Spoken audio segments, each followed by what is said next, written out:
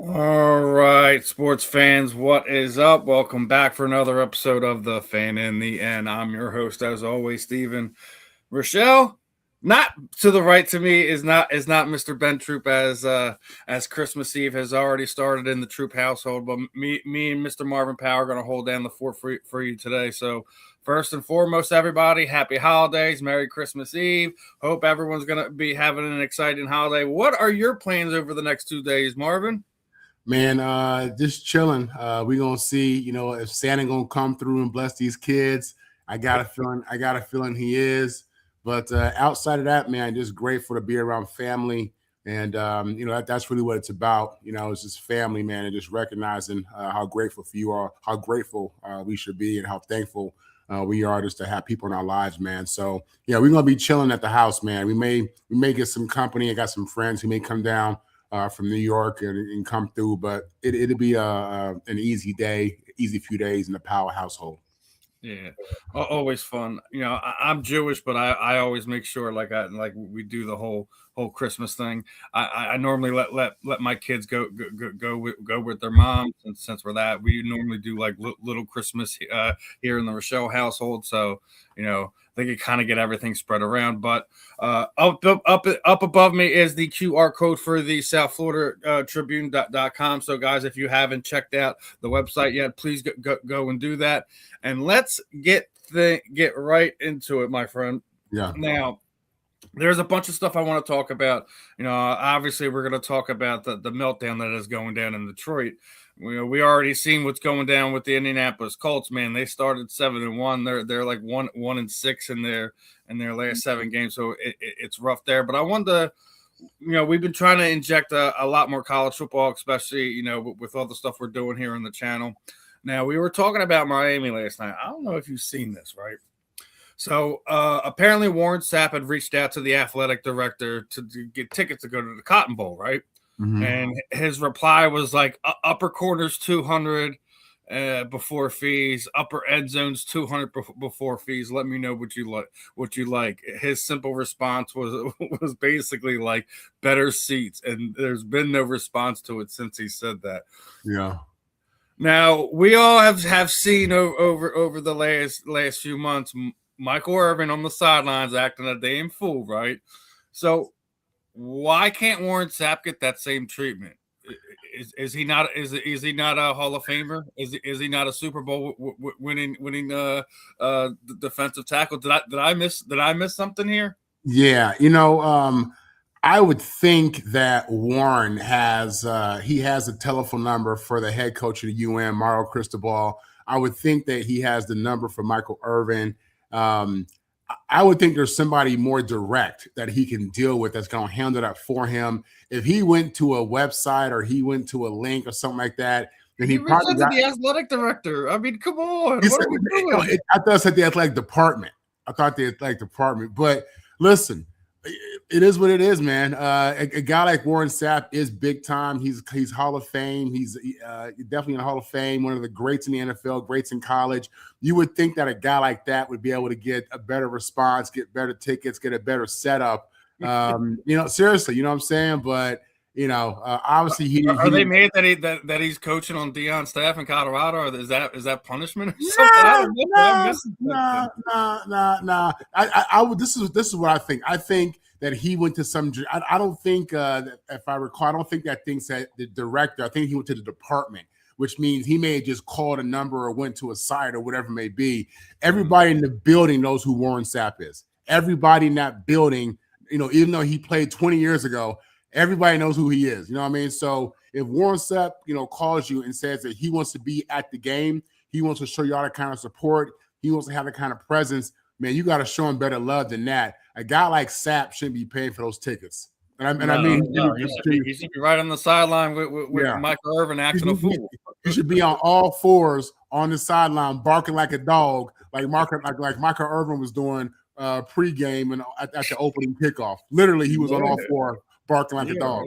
So out there. Yeah. Now I don't know. I don't know that Sapp got to put it out there like that. I don't know that he got to put them on blast like that. Put his school on blast like that. But obviously he was in his feelings, and I kind of get it, man. This dude put a lot of work in. he's done a lot to contribute toward maintaining that name, the U. And again, he's one of those guys that you should definitely treat special. Yeah, I mean, it's not like everyone gets that sideline treatment, and I get that. Like, not all your alumni is going to get that, but he's paid his dues to not be given upper anything seats first and foremost. Yeah, that's embarrassing. Yeah, so we calling you MP3 now. That's it. We calling you MP3 now. Hey, you know what I'm saying? But no, man, I hate that for old Sap, man. That dude's you would think they'd have a better. And speaking of calling out, you just brought something like we were talking about the Bengals this whole offseason. What they were doing to their alumni. They weren't even cleaning the snow out of the stands. Listen, like what are you guys doing over there? Everything that I've ever heard about that organization is that they're just classless, man. They are just classless. I saw what my former teammate Carson Palmer was going through, and he basically retired. You know what I'm saying? Because he didn't want to be a part of that situation anymore. And just you hear other guys talking about how they gotta pay to fly to their own award ceremonies, and there's no accommodation for them to stay when they get to Cincinnati. They don't know how to treat a guest. They don't know how to treat somebody that's supposed to be special to your organization. That's for $1 billion company that they are. You would think they would do much better in those situations, honoring their past players and just doing a better job with the facilities and the makeup and the pomps and circumstance, because there are times when you need some pomps and circumstance. You know what I'm saying? That it's relevant. So, I don't know what Mike Brown and them boys doing over there, man, but they got to do better. They got to try harder, because people out there trying to get out of Cincinnati left and right. I feel like now you got my man Joe Burrow talking about he ain't having fun no more, and that's not good. He ain't feeling the love of the game no more. That's man. Not good. And listen. I already. It's kind of gonna go right into my next one with you. You about to tell your boys in the white and green, like, listen, go give Cincinnati a call and see what we're gonna take to get him out of there. Man, listen, I would love to have Joe Burrow, but I'll be honest with you, I feel like the Jets would ruin his career even worse. I like Joe Burrow, man. He won me over in college.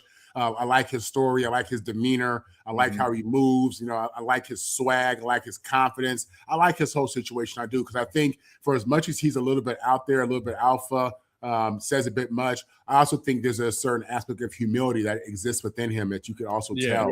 And I love that. So man, I would love for the Jets for listen, we gave up Sauce Gardner. We gave up Quentin Williams. We got some extra picks. I'd love to package that into a deal to get Joe Burrow, because everybody's trying to get out of Cincinnati. It's like the town's on fire and the rats are jumping the ship, and Joe looks like he was the person that lit the match. And it's so sad for them, because they paid him. They paid his number one guy. He lobbied for his number two guy, T. Higgins. They paid him too. You know what I'm saying? And it's just like, now Joe's complaining. So I'm going to mess with you, Eddie, right now. Since I know you a Cowboys fan, I've been seeing some graphics over the past few weeks and seeing Mr. Prescott in purple. You're right. They may need a quarterback, because JJ McCarthy's got a fractured hand, and here we go again. He's injured again. This is the third time in 2 years he's gonna be looking on that injury list. So what was it? Eddie Ricky Water said to me, Glass Man. He might be Glass Man. So that's tough, man.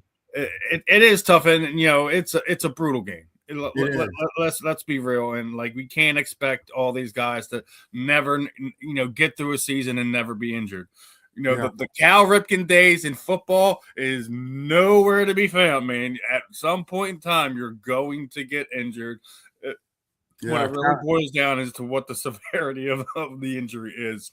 Yeah, man. The Cal Ripkins, the Brett Favres, the dudes, even Eli. I think he had a little street gore for a minute. Eli was tough because he used to get beat up too. Yeah, he was. Eli was tough. I don't know if he's a Hall of Famer, but he was tough, and he had 2 great games. Toughness don't give you Hall of Fame numbers, but that's just That's me and you on the same boat when it comes to Eli. Right, that's another conversation, man. But no, yeah, them Bengals, man, they got to figure that out, because it's sad when you're a star quarterback, when you're a franchise quarterback, when one of the guys who's one of the faces of the league is basically indicating that, yeah, I wouldn't mind being out of here. You know what I'm saying? This ain't it for me. So that's a sad situation, man. And in regards to you talking about Dak, Dak going to the Vikings, is that what you talking? Is that what you throwing out there, Steve? Yeah. Listen, I already said it, man. Me and you talked about this a few weeks ago. Everyone thinks just because Dak Prescott's a Cowboys that I hate him. No, man. Yeah. That kid, he was a 4th round pick. And worked hard and developed himself to that spot. Took Tony Romo's spot. Tony probably had a season or 2, but seeing that Dak was there, he's like, you know what? I'm gonna just hang it up, man. Yeah. And I honestly believe you put him on another team, he's not 2-5 in the playoffs. That he actually he's a top 10 quarterback in my opinion. I think he's fringe on either just in or just out. He is one of the top 10 quarterbacks in this league, and I think he is wasting his life staying down there in Big D.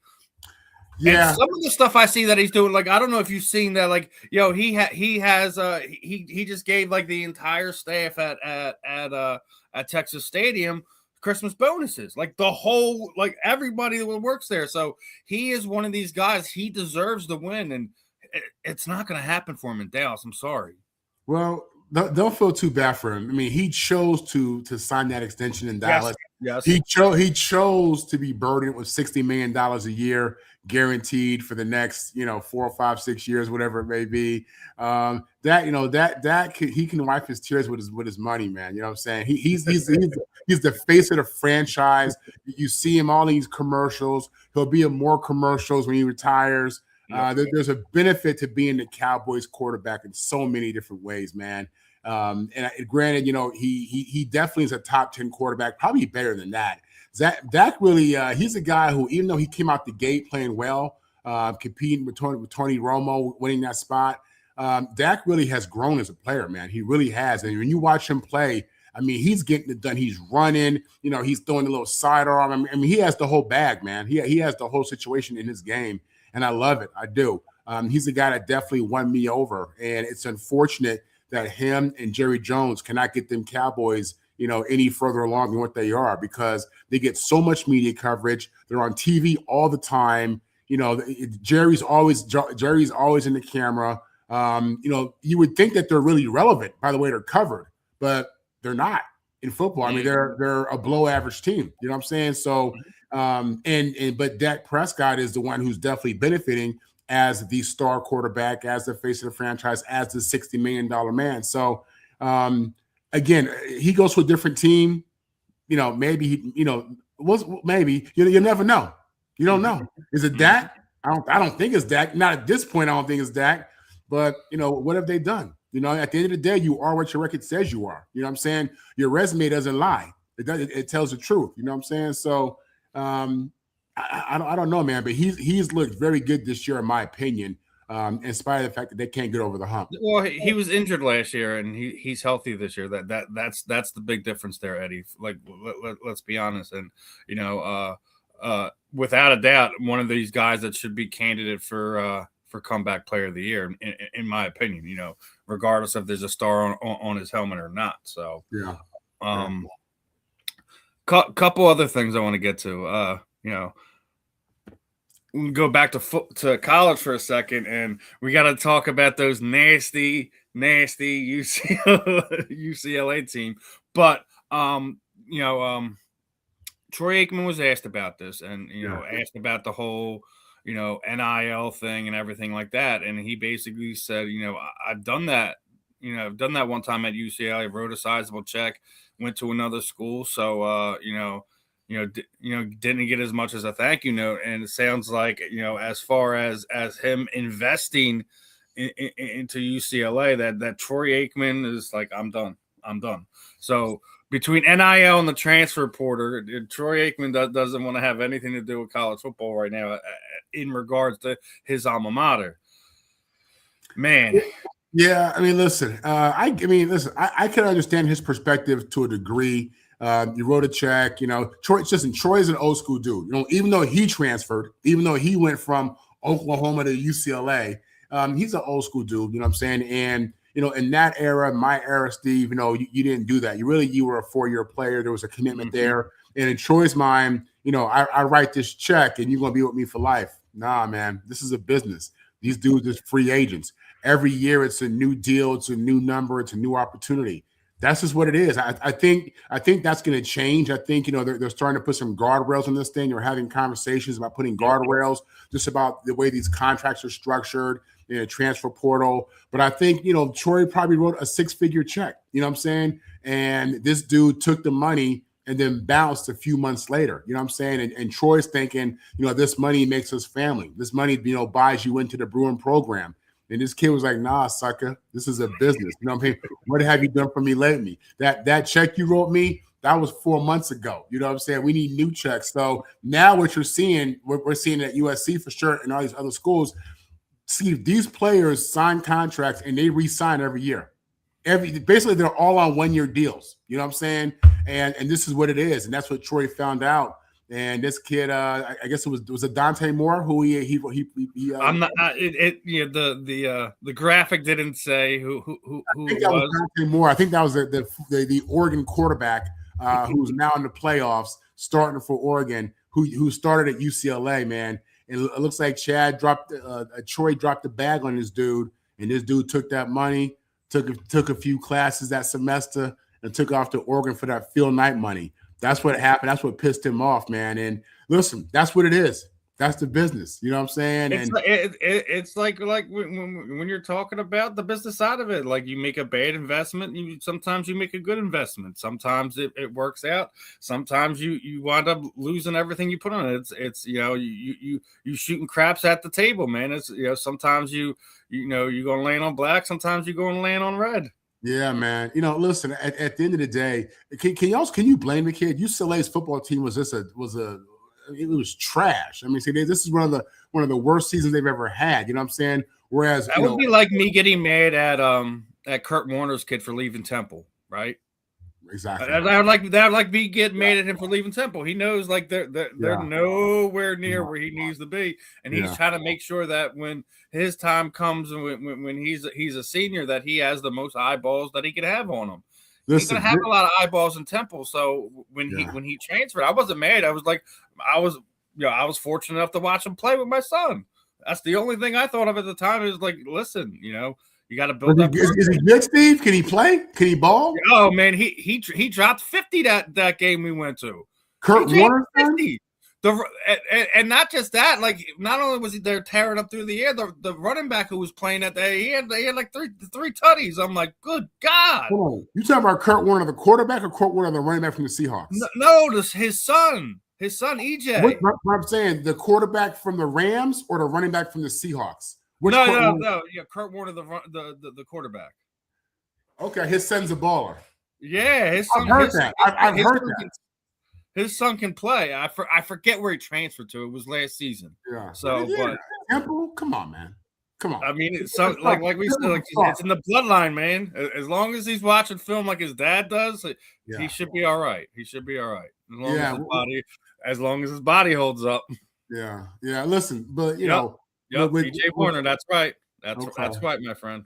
All right. Listen, in regards to Troy Aikman, this is college football is changing. It ain't like it used to be. It's a new day. The real talk is this: them Bruins need Troy to cut that check every year, man. They need as much help as they can get. You don't believe me? Ask Mel Farr Jr.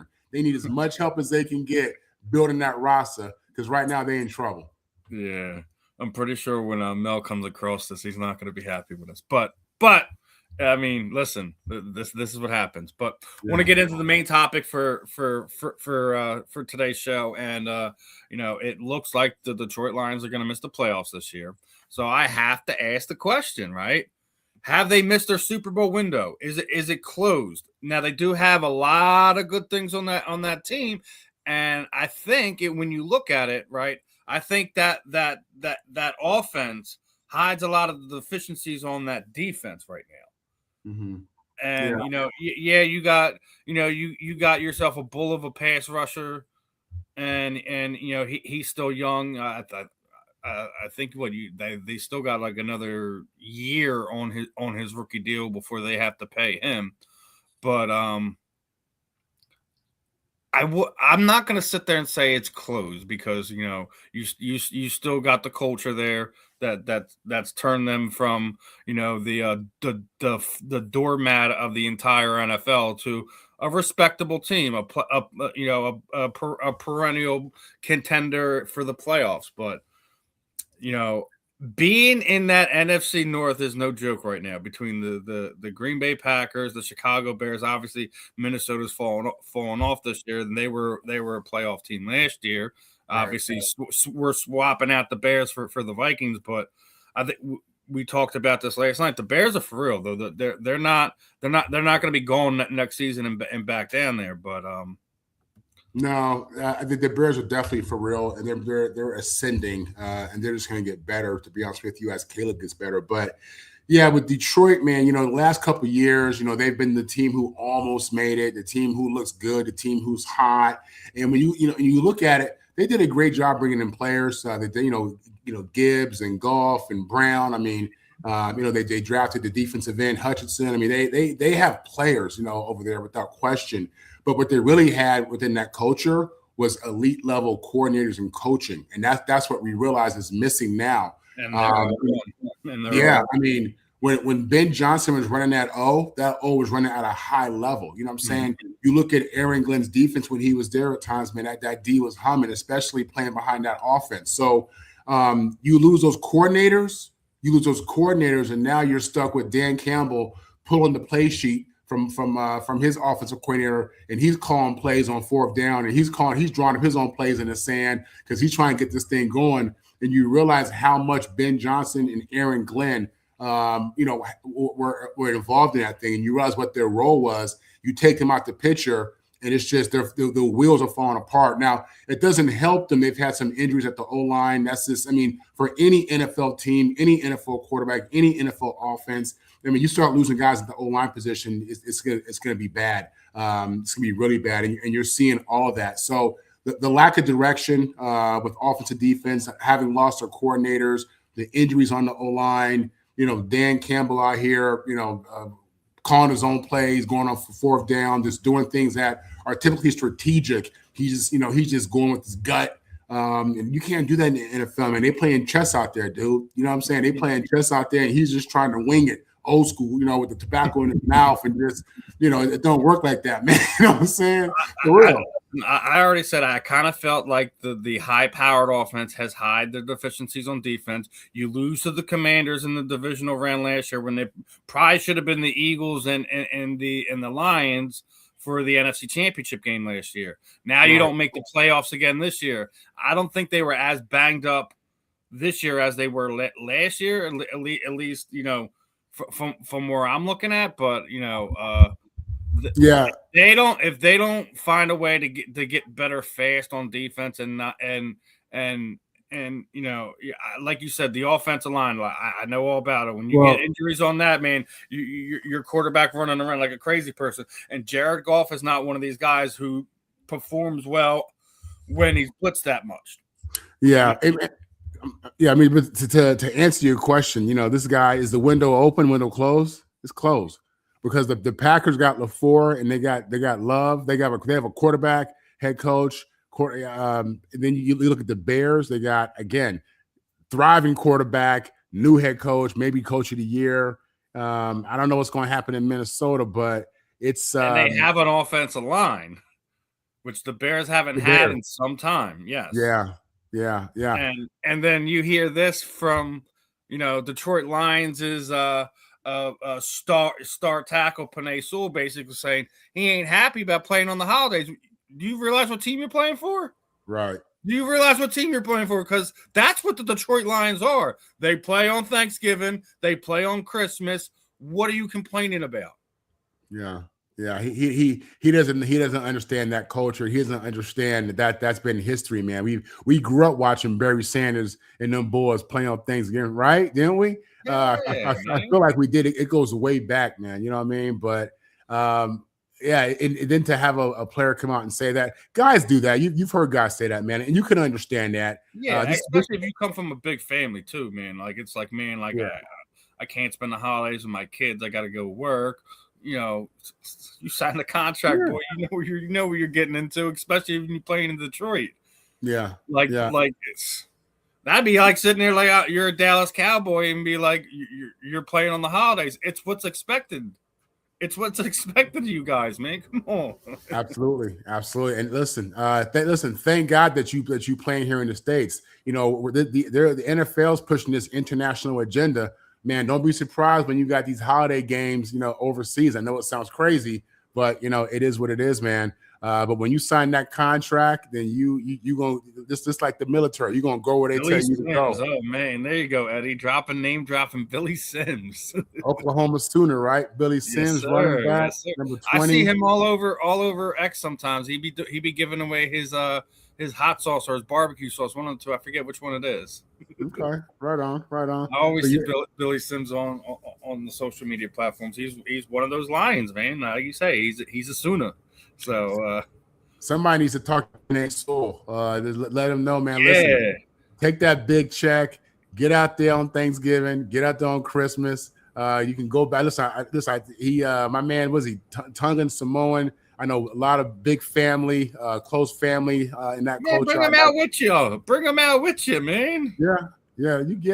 Well, actually, I don't think. I think he's still on his rookie deal. He ain't got his big contract yet. I think that maybe that's the issue. He just can't afford to do it yet.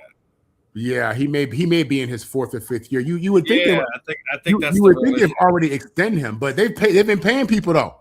Detroit's paid people. You know what I'm saying? Yeah. So they better pay him. Didn't St. Brown just get an extension like 3 weeks ago or something like that? He got paid. They had to pay him, so they got to figure that out. And you talk about that Super Bowl window. Cuzzo got a good question for you, brother. Yeah. Who's going to coach the Baltimore Ravens next season? Will John Harbaugh coach the Saints? No, I don't think Harbaugh is going to coach the Saints because I don't think they're going to get rid of. I don't think they're going to get rid of my man so quickly. Like we said last night, I think he's done the most with nothing. Kellen Moore? Yeah, Kellen Moore. Yeah, they have. I'm not going to lie. The Saints, aren't doing great, but they've been more competitive in certain moments than I thought they would have been. And I mean that. So, and they got this young quarterback, Tyler Shaw, who I wasn't very high on when they drafted him. He played okay. I don't think any of us were. I don't think any of us were. Yeah, he's looked okay. He looks better than Jackson Dart. I'll tell you that. You know what I'm saying? He does. He looks better than Jackson Dart. Yeah, there you go, Eddie. Yeah. So, no, Kellen Moore has showed me something. I think he's going to stay there next year, though, because he has. I do think your cousin's right. I think Baltimore. We talked about this before the season. That the most pressure on any one team coming into this season was the Baltimore Ravens. It was Super Bowl or bust for them. It was one of my headlines for it. And the fact that they're not in the playoffs, the fact that Aaron Rodgers and the Steelers have stolen the division from them, I think is a fireable offense. I would not be surprised to see Baltimore move on for whatever reason. I could be wrong here, but it has to fall on somebody. Yeah, it does. Eddie, that would not surprise me right there. Harbaugh to the Giants? That would not surprise me there.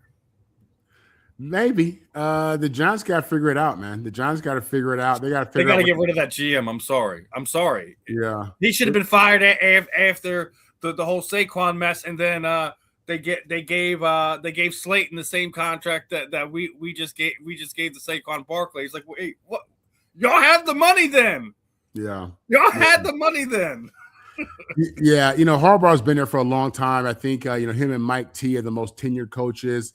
And Baltimore has invested heavily into that team. Guys are getting their contracts. The problem is you have a top flight quarterback. You have an elite quarterback. You have a guy who nobody questions. This isn't like Jalen Hurts. Well, he's won, but people still question him.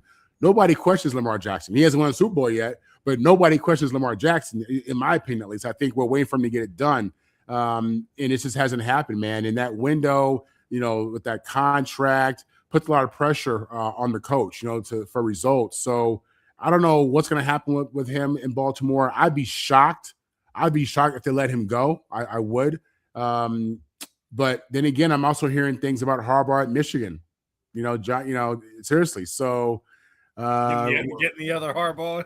yeah, no, I'm sorry. I mean, that's something that I've heard across the wire, man. Potentially. So I don't know, man. I don't think that's going to happen, but I think Harbaugh stays in Baltimore. I think him and Lamar have a relationship. I think that matters, and I think it's just a matter of these guys overcoming injuries and being able to get it done. But yeah, Baltimore is one of those teams where they need to get over the hump. Just like Dallas. They're kind of like Dallas. They have to get over the hump. They're well vested. The money, the owners are spending the money. They have players. You can't say they don't have players.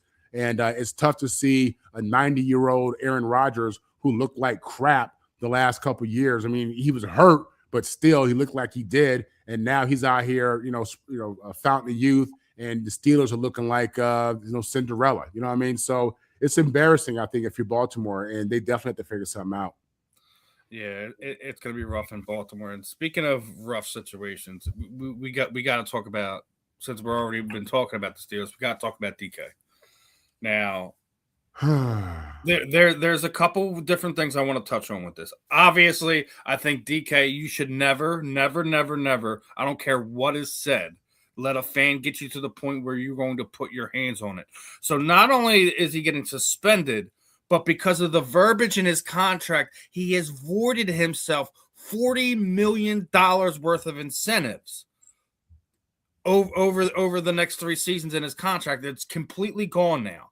So not only do you lose the game checks and being fined for putting your hands on a fan, but the way your contract was set up, they set this up that if you did something like this, they could take the money away from you. So not only did you get act out of character and have this thing happen, but you lose $40 million over the next 3 years. Now, the other part of this I want to say is we were just saying the word guardrails, right? Well, there needs to be something put into place. We see it in the NBA all the time. Somebody says something foul, something out of line, player goes and gets security guard, referee, etc., and the fan is removed from the game. Why can we not have the same thing for football? Yes, do I think that we pay to be able to heckle and stuff like that, but there's a line that you can't cross. He's sitting, DK sitting there saying it's a racial slur. The fan is claiming that he basically called him by his legal name. It was just your general heckling. Videos have come out. Haven't seen anything where he has said a racial slur. So I don't know exactly who, like they're both basically pointing fingers at each other. Either way, I think that the NFL, regardless of the suspension and all that, moving forward, you need to put a system in place for the players when they are having somebody who's a heckler or stalker, or this is exactly what they do at every game to try to get a rise out of players and have them react to the way they're doing. Let me get your overall thoughts on this, Marvin. How are you feeling about the DK Metcalf situation, both the suspension and what we should do moving forward to help protect the player? Yeah. So first of all, you're right. It's been alleged that there was a slur or something that was said that got DK upset, and you wonder how valid is that? Is that a real thing? Because no one wants to be subjected to racial slurs, and you got the guy's right in his face and all that. My thought is this: DK has been in. He's played a bunch of games in his career. Okay, he's been in all these stadiums. He's dealt with all these hecklers. You've never seen him respond the way he did. And you think to yourself, what could make a guy lose it? What could make a guy lose it and go over and cross that line? Probably a racial slur, right? Now, again, I haven't seen any evidence of it being done, which doesn't mean that it wasn't done. But I could understand, that being what sets this dude off. With that said, you got to have more. You got to have greater emotional intelligence, like Ryan Clark had said. You know what I'm saying? You got to do better than that. These fans are doing what they're doing, being fanatical and crazy and insane and stupid. You know what I'm saying? Like, You can't respond to these fools because then you become the fool. And the fan doesn't have $45 million to lose. You do. You know what I'm saying? So, real talk, man, you got to get back to the whole sticks and stones may break my bones, but names will never hurt me. I mean, even in this situation, it ain't worth 45 mil. You know what I'm saying? And I'll just take it to another level. If I was DK and I lost 45 mil for addressing you, and I thought that you used a stir against me, man, I don't want to take it to another level. You know what I'm saying? 45 mil, you know what I'm saying? You end up in the gutter somewhere. You know what I mean? So the NFL has to do a better job with these fans. These fans are just becoming more and more brazen, more and more ambitious and just crazy, more and more fanatical. You got to protect your product on the field, man. These guys are well paid. These guys are elite level athletes. You have them walking into these stadiums with all these lunatics, and you got to do a better job of protecting your players. You do. I don't think the fans should have that kind of access to players. I've never felt comfortable with fans being able to touch players, being close enough to be able to touch players. You know what I'm saying? Like, that's just too much for me, man, because these people they act crazy. So it's really an unfortunate situation. I have a hard time believing that from a legal standpoint, this is over. I don't see DK and his agent really walking away from this. When you talk about, certain conduct and the kind of conduct that could cut your pay, that kind of conduct has to be defined and to be very clear. And we have to make sure that whatever he did, because the first thing I heard was DK punched him, right? That's what I heard. He did. I heard he grabbed him by his blue wig. See, I didn't see a punch though. I couldn't see if it was a closed fist or an open hand. It looked like an open hand to me. Yeah, exactly. So I'm saying. But here's the thing: don't walk over there and put yourself in that situation. Eddie was like, "Where was the security? They were they were there. They just weren't right up against the barrier wall." And my thing is like, if he said something to you and it got you to the point we were going to walk over, you should have just grabbed the security guard, like, "Yo, he's sitting there saying, but blah, blah, blah," and have him removed. Don't let somebody get you so out of your character that you're now costing yourself money, the team money, and things like that nature. Like I get it, dude. In the heat of the moment, you just want to deal with it. I get that. Listen, I have anger problems too, especially when the wrong thing is being said and about the wrong topic. I get out of pocket sometimes too. But as you represent the Shield, you represent the Pittsburgh Steelers, the Seattle Seahawks, whoever your team happens to be, you have to set that example. And like a lot of times, a lot of fans, we make fun of the basketball players because you're like, "Oh, he said something mean, have him thrown out of the game." No, I think there is a line that we should all uphold ourselves to, even as fans.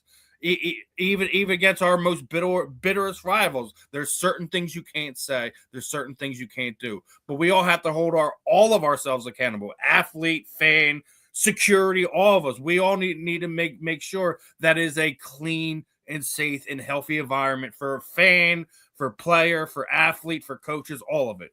And now DKs have to worry about a lawsuit, from the fan. That's coming, you know what I mean? Because the fans already had his attorney speak on his behalf. So if he has an attorney, I mean, you know where this is going, man. It's tough, and it's unfortunate. And at the end of the day, I really feel like the NFL is not serving its players correctly, and just not having the proper security at times. DK already had complained about this guy.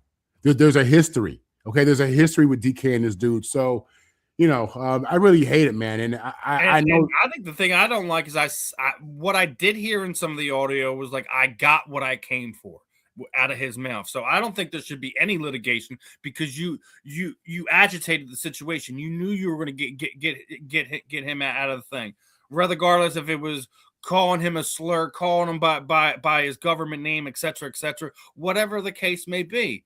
Like you went there with the intention to say something to get a reaction out of it, and you got the reaction out of it. So in the way I feel about it, there should be no civil litigation for it, at least in my opinion. This is America. They're gonna sue your ass for anything, Steve. I know. But like Mike Tyson said, sometimes people say things over the over the internet because they can't get punched in the mouth. Well, sometimes when you're in person, you're going to get punched in the mouth.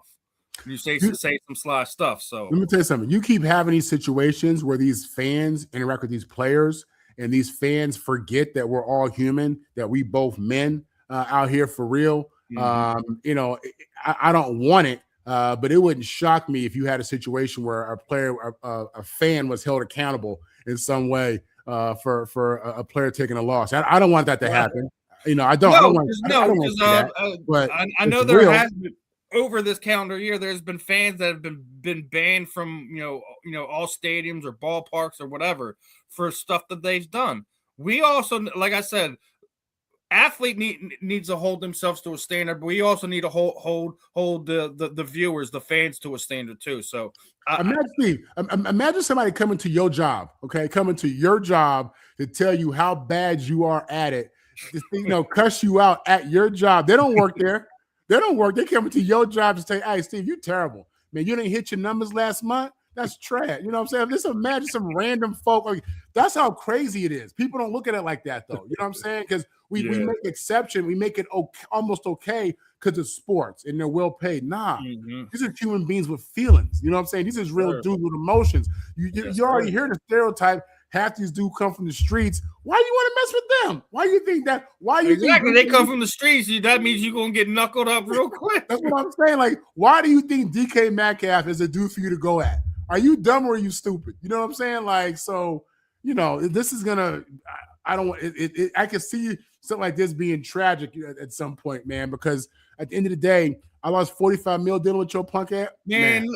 Eddie, you need to leave Arkansas Fred out of this, man. If you heckling Dion, you heckling Dion. Don't bring Arkansas Fred into this, man. Arkansas Fred. Fred Barnett. Oh, okay. We call him Arkansas Fred in Philadelphia.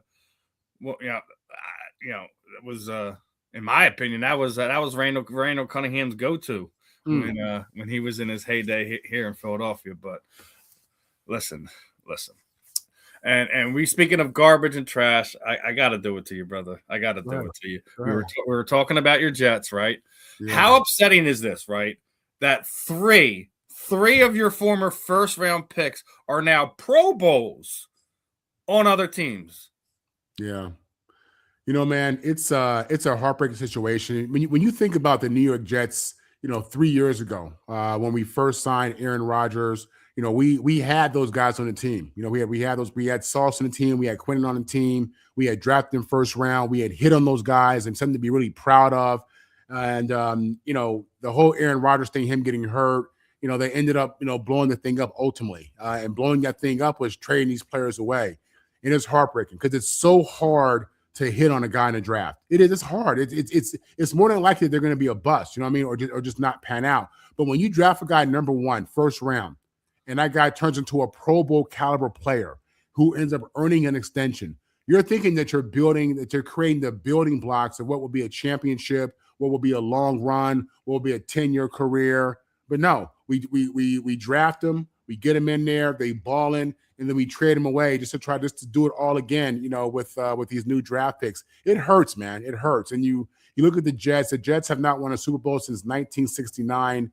And, and this is why, man, we just can't put it together. You know what I'm saying? Like, it's like we have peanut butter, no jelly, ham, no burger. It's like we always have one thing, but not the other. We had a playoff roster for Aaron Rodgers. Then on the fourth play of the game, he gets hurt. You know what I'm saying? And that was that. You know what I mean? And then 2 years later, they just blow it up. You know what I mean? And now, we're looking at, possibly getting the top pick, number one pick, top 3 pick. But it's heartbreaking, Steve, because those are good players, man. Those are good players.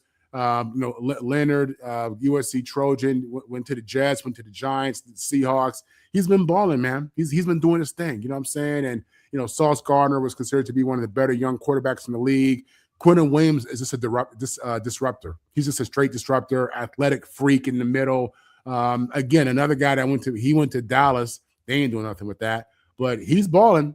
But it hurts because it reminds you that, the Jets are almost, right there. We're almost right there. We're almost there. But that's been for the last 49 years, man. For 49 years, the Jets have been breaking my heart with this type of stuff. Sam Darnold. I mean, come on, let's get this dude out here balling. You know what I'm saying? So it hurts, man. In 2 different years in 2 different cities too. Yeah, exactly. You know what I mean? So, I guess what I could say is the bright spot is that the Jets scouting department is on point. The Jets scouting department is on point. They know how to pick them. They do. But when it comes to the coaching and the games and the winning, man, this is trash, man. Not anymore. Y'all fired Joe Douglas. We brought him back here to Philadelphia, man. So yeah, Joe. I firmly believe that was Joe Douglas right there. That was his thing when he was here in Philadelphia before he left and went over there to the Jets.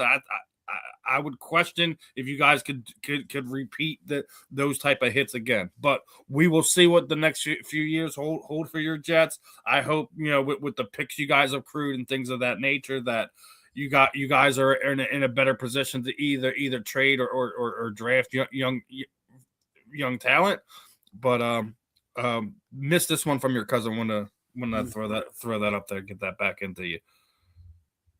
What type of history, Marvin? He's talking about with DK when we were just talking about DK. History with the fan. So the fan in DK, DK had the same issue with the same fan. I think it was last year or 2 years ago. He had reported, it was actually when he was in Seattle with the Seahawks. That fan had went to a game in Seattle and was heckling DK more than what's acceptable, to be honest with you. So DK went ahead and filed a grievance, whatever it may be, against the guy to security. So there's history there. This guy has a history of coming at DK in a way that's inappropriate and over the top, which tells me that there's some type of footing here, some kind of traction for DK if he wants to take this, to court. I think he's already filed the appeal. I don't know what's come of that.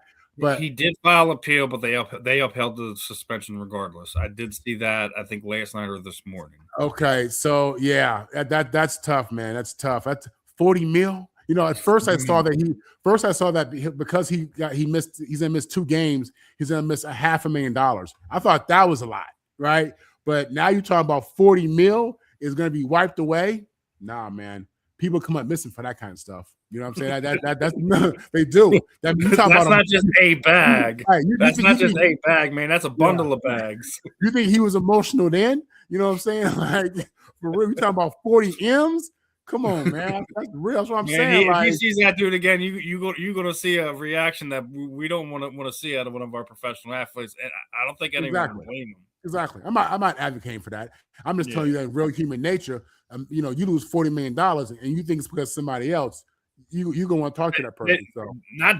It was in his contract, Eddie, that if he did anything like unbecoming that broke NFL policy, that it would void out all of his signing bonuses, his incentives, his guaranteed money would all disappear.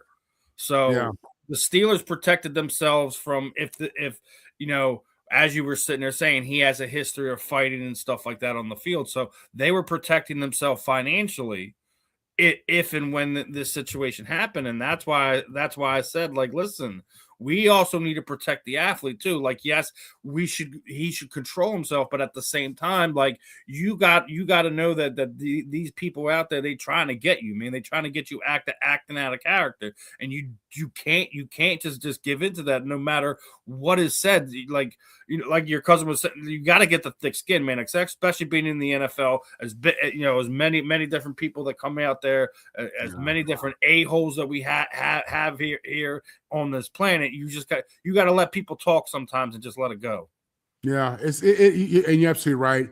Definitely easier said than done. But again, when you're the caliber of a DK Metcalf and you're making that kind of money and you just have that kind of status in the world, you got to be better than that, man. And hopefully, hopefully you have an agent, you have people who are talking to you, teaching you, mentoring you, preparing you for these moments. Because it's really sad. And if he ends up losing this money for real, if the Steelers, because the contract basically is, it gives them the right to take the money. Not that I don't think it just voids it automatically. I think they have the right to. And if they choose to do so, I mean, that's tough, man. That's tough business, dude. You know what I'm saying? But with that kind of money comes a certain expectation of professionalism and behavior. You know what I mean? With that kind of money comes, a certain expectation of, hey, listen, you're a high profile guy. That's why you're getting this big bag, but we need you to act right. You know what I'm saying? I would bet you this. I would bet you that type of language is in a lot of people's contracts. But you don't see it. You don't see it exercised because people ain't acting crazy. You know what I'm saying?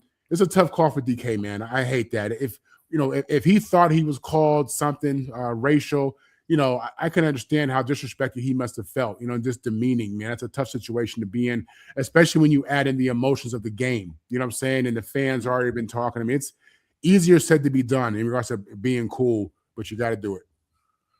Got to do it. Got to do it. But was talking to your Jets, was giving you a hard time about that, but I want to give you a feel-good one. Have you heard what the Brickashaw Ferguson has been up to, right? He is now officially a registered nurse. Yeah. Now we were talking, a little bit ago. We had a former, Hall of Fame level wide receivers, now a sheriff, but now Brick's a registered nurse. I love it. Second career, second life, right? I love it, man. I love it. Listen, from what I understand, his mom or his aunt or somebody in his family who was close to him, who had real impact with him, was a nurse. And in leadership, if you're raised under the idea of leadership, then you realize your whole purpose here is just to impact people and help people. And I love how this guy went out there, fulfilled his dream, being an All-Pro, Pro Bowl quarterback, offensive lineman, offensive tackle for the Jets. Had a great career with the New York Jets as a tackle. And now is just looking to fulfill another passion, and that's helping people, impacting people. Listen, it's one of those things where I'm happy to see this guy have a plan. I'm happy to see this guy, walk toward that plan, make this plan happen. I think it's inspiring. I think more former players need to see that, need to see guys transitioning in careers and going from one to the other. I love the fact that he's in nursing, which again, this isn't a high profile. I think I would say it's a decently paid profession for sure. Especially, if you get certain degrees and certain certifications, you're doing it long enough. Nurses definitely make money. But you don't do that job for the money. I think you have to have some kind of desire to want to help people out, man. I think that has to be in you. So I'm a sucker for kindness. I love to see people achieve their goals and their dreams. I think that the Brickashaw Ferguson is doing all that right now. I think he's showing leadership. I think he's showing kindness. I think he's showing, we can have an act two, do something different outside of, beating people up on Sundays. So it's a great story, man. And the thing about it is this: you have a lot of guys in the league that are doing that kind of stuff, that have moved on to successful second careers. You know what I'm saying? You don't always hear about it. What you hear about is the DK Metcalf stuff. That's what you hear about. You know what I'm saying? So it's a great story. Kudos to the Brickashaw. Speaks a lot to his humility as a man, just because he's a superstar athlete. That he's a rich superstar athlete, yet he chooses to serve and live a life of servitude. So I love it, man. And we need more people like him. Yeah, we need more stories like that. And as long as we can get to it, I got another feel good story for you from the basketball side of things. But that's gonna be part of the hour two. We're gonna get to that. I want to get into like my second main topic of tonight, right? Or today. We've been talking about it a lot. The NFL Pro Bowl. Obviously, the Pro Bowl comes out this week, and man, there's a lot of nonsense going on. A lot of guys that should have got in that didn't get the vote or the secondary replacement votes. Even more so, like I've already said that the Pro Bowl is broken in so many different ways, from viewership, but now when you're watching the guys that are getting in, and I know there's fan votings and all that other stuff, that's fine and well. And in my opinion, I pay more attention all pro these days than I do Pro Bowl anything. But look at Chris Jones's comment. Missed the Pro Bowl with 15 and a half sacks. It just shows you, how the Pro Bowl is. He's playing to win rings. So I don't blame Chris for having that type of comment. Then you look at my Philadelphia Eagles. Now we got a bunch of guys on defense, and and then with Zach Bond got in. should absolutely been there. You had both Cooper DeJean and Quinyon Mitchell get Pro Bowl votes. Absolutely should get in. Quinyon Mitchell is one of the best young lockdown corners that we have, and Cooper DeJean is hands down blindfolded the best slot corner in the NFL right now. He hasn't even played 2 full seasons. Right now, here's my problem. Right, so first, Cam Jurgens gets voted to the Pro Bowl. How? Someone explain that one to me, because Cam ain't looked that great. He's still dealing with back injuries. Lane Johnson doesn't get in, injury plagued, all that. I get why he wouldn't get in. Tyler Steen ain't getting in, but Landon Dickerson doesn't get in. Obviously, again, we were talking about how inconsistent the Eagles' offensive line's been this year. So how does Cam Jurgens get in? And then going back to the defense for a fact, how in this planet does Jalen Carter get in over Jordan Davis? And that's my big thing for this one, because they asked Jordan Davis about this. Obviously, he was disheartened about it, but realized it's a selfish way to think. But take a step back when you see how he's played. He's satisfied. He's more than satisfied. Talked about the work that he's putting in every day. He's one of the last guys out of the facility at night. I've already said on another program, I feel that the biggest guy that has made an impression upon me on this season for my Philadelphia Eagles is Jordan Davis. He was special team player of the week. He was defensive player of the week a couple times as well. He has performed more than admirably without a Jalen Carter next to him. So there was a couple plays last week where he was double team, just shifts the line. The running back goes in the hole, rips off the block, and knocks the running back for a 3-4 yard loss. A couple times he did that last week. He has shown me he is all Pro Bowl level, but somehow Jalen Carter still gets the nod over Jordan Davis. The Pro Bowl voting is absolutely broken. The game is absolutely broken. They need to completely redo the way they go about this. Yeah, and listen, let me tell you a sad story, man. In 1999, I was with the New Orleans Saints, Mike Dicker's New Orleans Saints, and that was the only year I had a chance to vote for the Pro Bowl. Okay, and when I got my Pro Bowl ballot, I thought about I was a rookie now. I was a young player. I voted for all my friends from USC. That are all throughout the National Football League. The problem with the Pro Bowl is there's no real standard, there's no metric, there's it's all subjective and eyeball test. You know what I'm saying? And in football, it's so much more than that. You know what I'm saying? You can have impact in a game and not get the ball. You can have tremendous impact in a game and not have a lot of tackles. You know what I'm saying? So you have to understand that. Especially with guys with the big guys. Jordan Davis and those guys. So it's really unfortunate because a lot of these guys, their contracts are tied to Pro Bowl. So they get bonuses and incentives, if they make the Pro Bowl. So to have a hell of a season and not get in, because so many Eagles fans voted here, or so many Jets fans voted. I mean, it's really unfortunate. The fact that they don't play the game anymore is a whole other conversation for me. When I was a kid, I was a football nerd. My dad played in 5 Pro Bowls, and I used to watch the Pro Bowl, every year. It used to be a real game. People don't understand. It used to be a real game, a physical game. Sean Taylor ended that. Let's be honest. Sean Taylor ended that. Let's be honest. I would say that the injury to Drew Brees had greater impact than Sean Taylor. Sean Taylor almost killed a boy out there. You're absolutely right.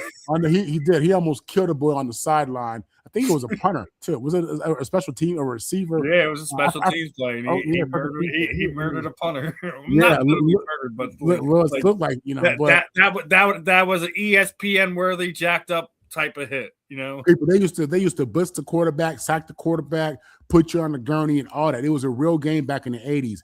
And then you saw the game just change. So I hate that. But no, the voting portion of it is sad because you have a lot of players who are playing great football, playing good football, and it's just not being they're not being recognized. And again, that's impacting their pay, that's impacting their status.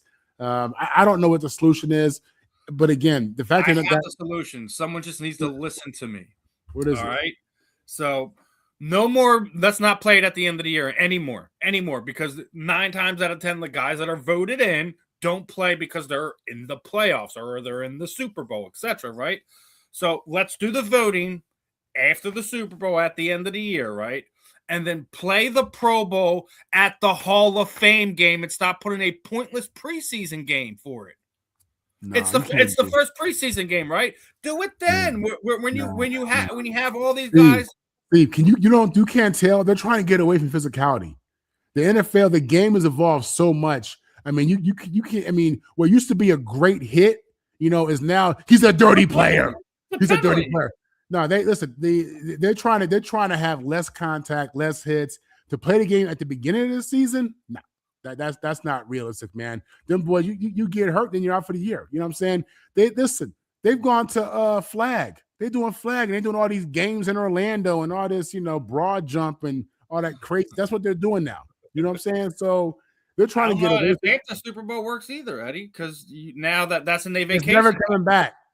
It's never coming. It's done. It's a wrap. They're not doing Pro Bowl no more. Too many hits, too much contact. CTE killed all that. Will Smith and them people killed all that. You know what I'm saying? In that movie. So it's a sad day, man. Like I said, because for many years, many of us know it was a great game. You saw all the stars played in it. They all played. You know what I'm saying? They were excited to play in it. Played to win that bonus check, which mattered. You know what I'm saying? So them days is done, man. They've gone to powder puff and what do you call it? Tug of war. That's what they do now. They do tug of war instead of the game, and we're supposed to be satisfied with that, I guess. Yeah, it's unfortunate, but I think if anything, my idea might work, but like you said, it's hard because that's when you're trying to get back into shape and knock some of the rust off is kind of what I was thinking. And anyone that might have been injured has a whole off season to kind of get ready to be out there. So not only that is the players will be excited for it because you're doing it in connection with who's being inducted into the Hall of Fame. So it's kind of like the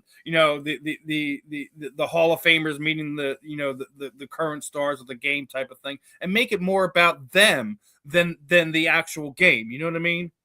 Yeah, I hear you, man. Listen, but I agree with you. I don't think I don't think they would do something like that because at that time everyone's with their teams, right? Yeah. So you're gonna be pulling guys away from their teams when they're trying to get ready for the season. So it may not work, but I think, in my opinion, that is the only way you save this thing. The only way. The fact that Chris Jones had 15 and a half sacks playing on the inside. This dude, he's not rushing the edge like TJ Watt every play, just sprinting off the ball. This dude plays in the middle. He plays zero technique, one technique, three technique. He got 15 and a half sacks and didn't go to the Pro Bowl. That's criminal. That's criminal. That's horrible. That's horrible. That's horrible. That's horrible. Like I said, it's broken on every end. It's just broken. There's nothing you can do to fix it now. It's what you would call in the boxing world a paper champion. Well, it's the fans are voting for it now, and there's no rhyme or reason to it. So,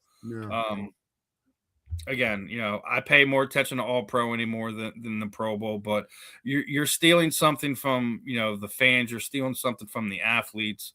Absolutely, make it mean something again, man. Seriously, attach something to it where it has some actual meaning. That's the only reason why I said the Hall of Fame game, just because I think it's something that the players would kind of get behind. But we'll see if it's just going to wither away and die and disappear, or this is just going to be the new norm moving forward, right? Yeah, the crazy part is, for as much as the NFL was talking about how they care about CTE, they was all good adding that 17th game, right? And let me tell you something else. They're going to add more games. So I can see the NFL growing this thing out in season and playoffs just because of the money they can make. But for games that don't count for championships, no more. You might be right. It might be an AI game in the future, my friend. That's what we're looking at. Yeah. That's real. It's real. That's it is real. Want to get into a few Eagles topics before we kind of switch gears and head over to basketball and talk a little bit about that. And I do have two more actual football topics I do want to talk to you about. But Came across this crazy stat, and I wanted to get your thought on it. You realize in 2 years in Philadelphia that Saquon Barkley has more rushing yards than he did 4 years in New York, right? That's first off a crazy stat. Now we were talking about, oh well, Saquon's just having this bad, he's having a bad year, he's having a down year. It's over 1,000 yards rushing already. Mm-hmm. All right, we still got 2 weeks to go. We'll see what that looks like. Granted, like he has 1,000 yards in 15 games. That's what you're saying? He's got 1,000 yards as we set right now in 15 games. Okay, that's okay. I'll give him okay. Like I get it. He last year he at this time he's talking 1,700 yards. I get it. I do. Right, but he's not having a down year. He's just he's coming back to earth. He had an earth-shattering year. Like he's ninth in rushing yards. He's 7th in rushing yards per game. He's still on pace at this point in time for 1,100, 1,200 yards for a season. His down years, some guys' career years. Absolutely. So. Absolutely. Listen, as hard as we on like he's just not hitting the home runs like he did at the rate he did last year. I get it. If anyone is missing it, especially me, the Eagles fan, but to sit there, he's lost a step. That like you guys need to stop hating on Saquon. I get it. We just sat there and I just listened to Sean McDermott's press conference, basically calling Saquon a Hall of Famer. I'm telling him to pump the brakes. Saquon's not a Hall of Famer yet. He's got a few more years where he has to have 15 plus touchdowns in multiple seasons before I'm going to sit there and call him a Hall of Famer. He's my running back on my team right now. He's not a Hall of Famer yet. He has Hall of Fame like talent. I will say that he's Absolutely. Not a Hall of Famer yet. Let Coach McDermott, love you, giving him the respect and props. Right, I get it. He's not a Hall of Famer yet. Stop it, Mr. McDermott. Listen. I'm a guy in 3 years. Those with 3 teams, and in my career, I have 1 carry for 1 yard. So I have a tremendous amount of appreciation and respect for Saquon Barkley and what he's doing, without question. The problem is he's a victim of his own success. You know what I mean? He's so electrifying. He's so amazing. He was coming off that 2,000-yard season, Super Bowl season. Mm-hmm. I mean, this guy, we saw this guy just make play after play. We saw him separate in the playoffs and just put you guys in a great position. He's a victim of his own success. Coming out of New York, huge market. He was top draft pick out of Penn State. He's been a big name his whole career. He was a big name at Penn State. He was a big name in New York. Obviously, he's a champion who had a career year with the Eagles last year. So, it's just the fans wanting more. We want more. We want to see it again. And I think when you don't see him make those same kind of runs, you don't see him have the same kind of highlights. And he's had highlights this year, believe me. Mm-hmm. It's just, fans talk, man. That's what it is. We can't get enough. They can't get enough. And they don't want to hear anything else. But the numbers are saying, if you're telling me he has 1,000 yards already in 15 games, I mean, by every other standard, especially nowadays, where we throw the ball a little bit, and Jalen, he throws the ball a little bit. That's good. That's productivity. You know what I'm saying? You getting your money's worth. You know what I'm saying? And Saquon's a lot more than just a runner. People don't recognize Saquon can block. You ever watch him pick up the blitz? That dude's physical. I mean, I'm saying he's a complete back. I mean, most fans just watch him run the ball. You know what I'm saying? But yeah, Saquon's a complete back. I still think my favorite thing about him is, dude, his excitement for his teammates. When Tank Bigsby scored that touchdown after he had a big run, right? He had a big run, calls him out. Next run, boom, Tank Bigsby puts it in the end zone. He's running down the sideline more jacked up than anyone else on the field. He is the ultimate teammate, and I think that's one of the things that, like, as much as he does on the field, that's one of the things I really enjoy watching him is even some of the sound bites you've seen from last season. He could have broke his the single game rushing record. Sat out the entire third quarter to let the other guys eat. Let the twos and threes get some touches, get some hands on it. So he is a professional in all aspects, at least in my opinion. Yeah, man. I mean, that's really championship culture. You know what I'm saying? When you're really happy for the other people on the team. That's part of what great culture is. You know what I'm saying? And he's a guy. He's got the bag. He has a ring. He's already, as we said earlier, he's already being talked about for Hall of Fame. So he recognizes where he is in his career. But I think Saquon's always had a certain aspect of humility. If you watch any of his interviews from Penn State, he was always confident, but a team-oriented guy. You know what I'm saying? He always speaks of team about team. So it doesn't surprise me that he's beloved the way he is. It doesn't surprise me that he's had the success that he has. It doesn't surprise me that he's one of the main cogs in that Eagles offense, and they're doing really well. So that I think that's just who he is. I think that's who the Eagles are bringing on board. And it's good to see that from your star player. When your star player is happy for everybody else and encouraging everybody else, that's contagious. You see it, you feel it, and it becomes who you are as a team. So what do you think about Eddie's comment here? How many Hall of Fame seasons does a player need Hall of Fame type season does a player need to have to be considered a Hall of Famer? Not counting someone like a Terrell Davis or a Gale Sayers cut short by injuries, etc. And his next one is he say 6 or 7 type seasons are needed. Yeah, something like that. I mean, really, when it comes not just to seasons, but how many years were you him? How many years were you that dude? You know what I'm saying? How long? That's how I really look at it. I don't have a problem with these guys with shorter careers making it to the league because Terrell Davis, running back for the Broncos, was the truth. He was the truth. You know what I'm saying? And you look at the top 3 or 4 years of his career, he was balling. You know what I'm saying? Gale Sayers. I mean, like this, people today still talk about Gale Sayers, which tells you everything. You know what I'm saying? The fact that his name keeps coming up should tell you enough. Because since Gale Sayers, we've had a plethora of amazing running backs. But we keep hearing Gale Sayers' name. So I hear Gale Sayers' name more than I hear Walter Payton's name, and Walter came after him. Yeah, Walter won a Super Bowl, right? So it's like the fact that and Gale returned kicks too. Mm-hmm. So he was a special guy. I get it, man. So I've heard Gale Sayers compared to Reggie Bush in college, which is saying a lot. That would make a lot of sense. Yeah, that's the comparison I've heard, which blows my mind. But I'm with it, and it makes sense because again, if you that caliber player, Reggie Bush, not just being a Heisman Trophy winner, a generational player. You don't get those every single year. You don't see those. They're not in college football every single year. So to compare him to him, then that makes sense. And that's why, we keep hearing his name because he was special like that. He was special like that. And speaking of special, kind of goes right into my next thing, right?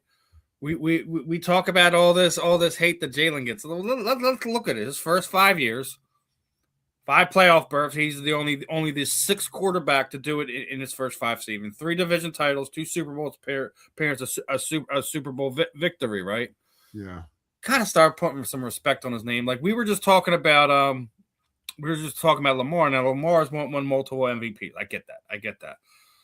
He don't show up in January. Jalen has been there every year, and only 6 quarterbacks has done that in history. Not only that, he's done it with 4 different offensive coordinators, which never has been done.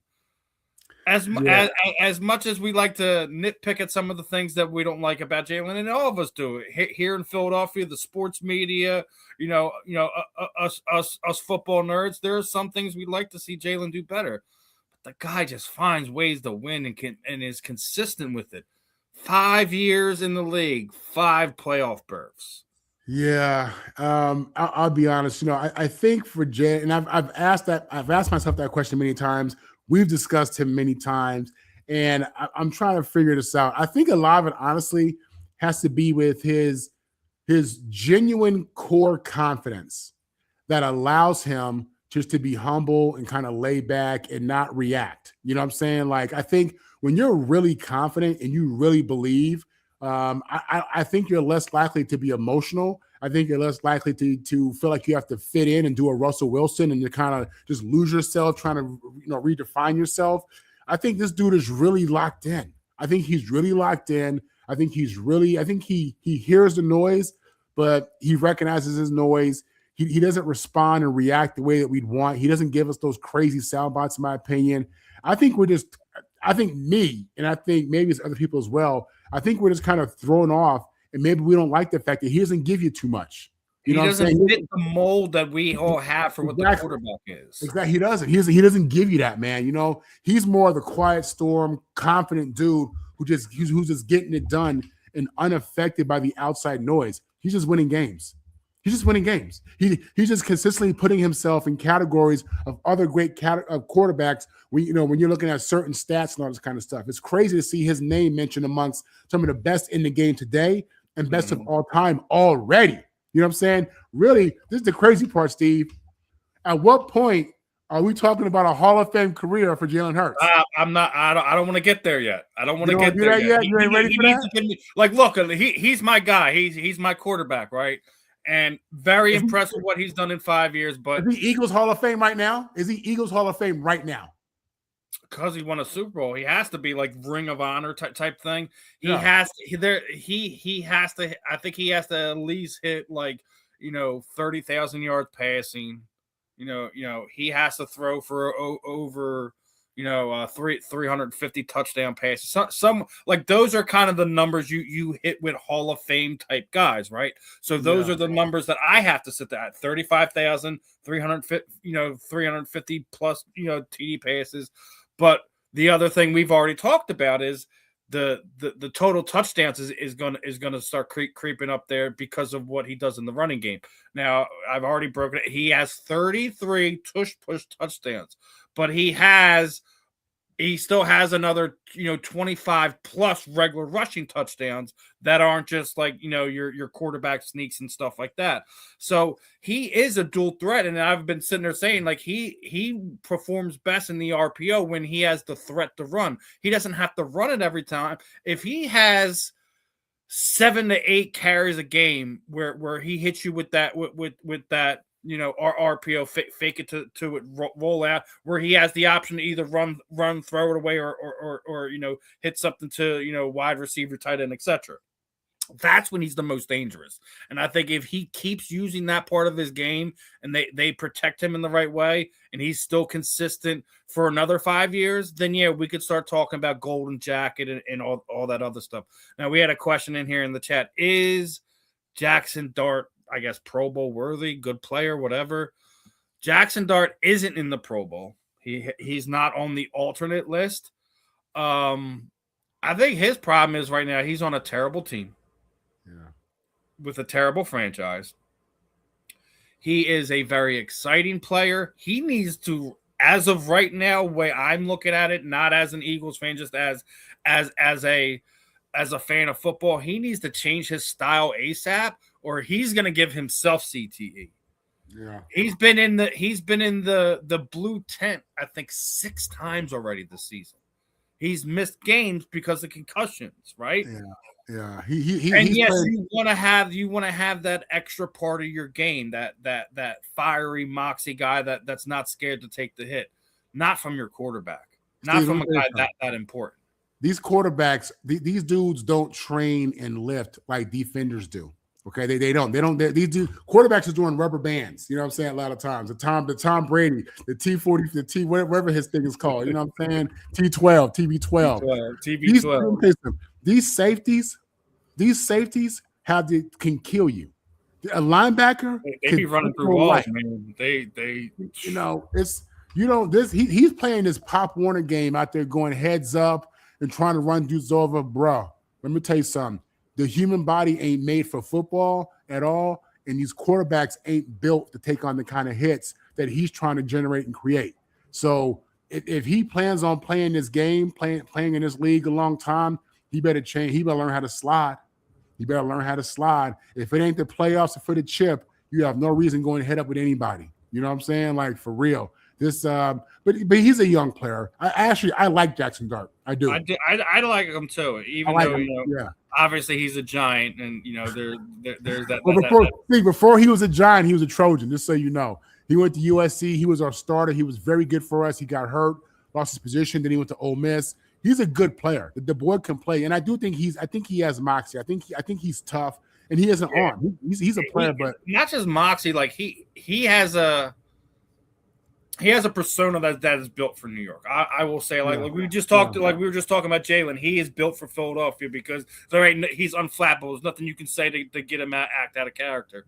but he is absolutely built for New York in a lot of different ways. So yeah, Utah boy. who's going? I think you're asking us who your boys are going to pick. Listen. There's a lot of things you need. If I'm the Giants, I find somebody who's got a lineman that they don't want to pay. I trade back. I get some picks. Find a team that maybe looking to get another quarterback or something like that. They want to get. Make sure you get the most out of that top spot. You have the quarterback. You have the running back. You have the wide receiver. Right. Protect him. Go get yours. Go look at what happened with the Bears this year. They went and got 4 different offensive linemen that were not on the team last year, and look what Caleb Williams is. He is. I think he's less than 300 yards away from 4,000 yards. That is a Chicago Bears quarterback has never thrown for 4,000 yards in the history of this league. So look at that formula, right? And do something like that. I would not draft the number 1 overall pick. I would find somebody you can take their next 2, possibly 3 years pick, get a good tackle, a good guard, something to protect Jackson with. You need to protect him and keep him up. What we were just sitting there saying, he's putting his body at risk because there's too much stuff going around him. Definitely got to get Scatterboo healthy, because that's how you also protect them with a good run game. So you're right. I mean, you want to protect your quarterback from the inside out. Get that O-line short up. Get that running back healthy. They have some receivers. They got to receive out there. I don't know about Archie. I think Jackson has a better run game and a better arm. I think Archie has a way better football mind. If you have to talk about. Yeah. I wouldn't. Archie Manning. Archie Manning's in the Hall of Fame. The Bears. The Bears running back has good help, but they have a great offensive line now. That you still Joe Thuney from Kansas City last year, right? Yeah. It was a good pickup for them. Listen, in the run games picked up. That's just helping Caleb. I mean, the Bears are just getting started. He's missed too many games, man. He's missed too many games to get that one. Rookie of the year? Nah, not yet. Nah, not this year. No, don't do that. Don't do that. You Eddie, man. What are you trying to do? You trying to get Marvin all riled up for that? I don't think they need to trade. They're drafting at the worst 4, right? They're drafting at the worst 4. So for the Jets, why would they trade the capital they built up? The only way they're trading that is if you're going to unless the Jets are going to be getting something outside of just drafting at the number 1 overall spot. They could just wait three spots. We were just talking about, all right, so, obviously we know the Jets need the quarterback, right? You already know that the Giants aren't going to be picking a quarterback, so why would you trade with them? Yeah. I don't think the Jets would be the guys that the Giants trade with. I don't. Yeah. I don't see that, to be honest with you, but I mean, we've seen crazier stuff in the draft, man. And the Jets, we've seen crazier stuff. I don't know, but the Jets absolutely need a quarterback. That is for sure. That's the real deal. That's the one I got circled. And we're speaking of quarterbacks, right? So we were talking about yesterday the parity of the NFL this year. It's probably been the most surprising thing across the board, right? Let me ask you this one: the fact that no Joe Burrow, no Patrick Mahomes, no Lamar Jackson. If the Buffalo Bills do not win the Super Bowl this year, or not in the Super Bowl this year, we have to have a conversation about Josh Allen's greatness. Do we not? Something. I think that the Bills wouldn't be what they are without Josh Allen. They'll make a discussion out of it, because who's left? At that point, you're talking about the elite quarterbacks of that conference, and it would be hard to imagine. To be honest with you, you would think that Buffalo would have the advantage, but I'm gonna tell you something. Bo Nix, them boys in Denver is the real deal, man. They got a defense. Sean Payton got his young gun quarterback looking good. They beat us in our house They beat us in our house. That's all I got. It was a close game, right? Yeah. They beat us in our house, and I think we've only lost 2 games this season in Lincoln Financial Field. I think Jim Harbaugh, I think his squad gonna have something to say. I do. I think DeMeco Ryans, his squad gonna have something to say. So let me say this to you. Yeah, with Mahomes and Burrow and Jackson possibly not all making the playoffs, it does open up a path, but there are no easy games in the NFL. You got up and coming teams. I mean, you got the teams I just mentioned can all beat your butt. Who wants to play against that Houston defense? Who wants to play against that Denver defense and that athletic, Bo Nix? You know what I'm saying? Harbaugh's team out in LA, them Chargers. Yeah, we were talking about the Jags. Not people talking about the Jags, man. Yeah, because it's the Jags. The Jags are gonna have to get to a Super Bowl for people to really get over that mental hump with them. You know what I'm saying? Trevor Lawrence is gonna have to really show that he can be an elite quarterback, can win the division, win the conference, play for the big game. I mean, you get into the big game, that's a different deal. But I don't think we look at Josh Allen any different if he doesn't go this year. He's shown us enough. In my opinion, he's done it with a bunch of no-name receivers. In my opinion, he reminds me of this early in his career, Donovan McNabb. I can see that. Yeah. Except that he is a total well-rounded dual threat type of guy. Yeah, he's better than McNabb, and I love McNabb. Yeah. McNabb's my guy. Don't get me wrong. 100%. But yeah, with what he has on that side of the ball, that's why I said he reminds me of the situation Donovan was in those first few seasons. Right. Yeah, no. But if he doesn't go, listen, Josh Allen won me over. He's won me over. I thought he'd be a bum going into the league. He had big-time accuracy issues. And in my opinion, you don't go to the NFL if you're not accurate. You know what I'm saying? That should be one of the main things you have. But he got better. His game evolved. It did. And this dude is the real deal. So I'm a Jet. But just as a football fan, I have tremendous respect for Josh Allen. He is the truth. I wish the Jets had him. So we're getting more questions in from the chat. So he's talking about Ty Simpson wants to know if the Alabama quarterback. Yeah, is he going to be is he going to beat the number 1 team in college football?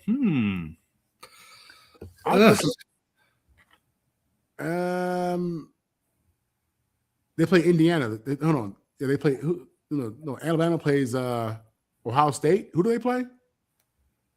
I didn't look at the bracket after the wins this week. I think is the truth. He's the truth. The quarterback from Alabama is the real deal. I like him a lot. I think he'll be a good pro. Have you seen him play? He's good. No.